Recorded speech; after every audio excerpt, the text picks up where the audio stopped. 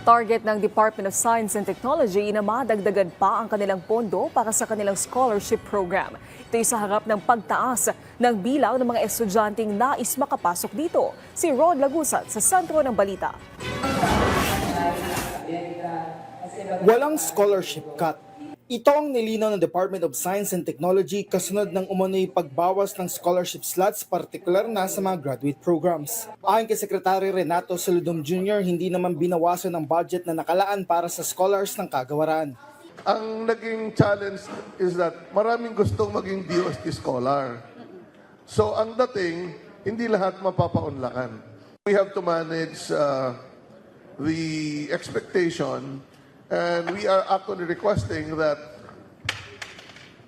universities have been assigned certain number of slots to be funded by DOST. If they actually have more students that they have accepted, hindi na namin kayang matustusan yun kasi ito lang na slot.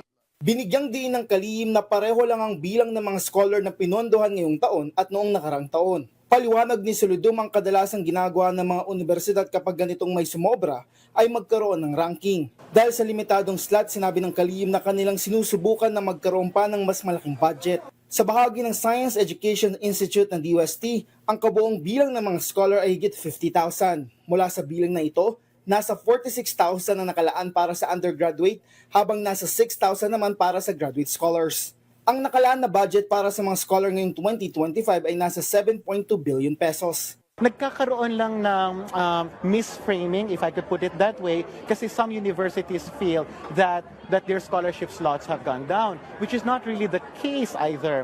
Kasi yung case ng UP Diliman, in particular, they requested for additional slots in the previous year, pero this year hindi na kaya. Bakit? Kasi in the previous year, we had extra funds.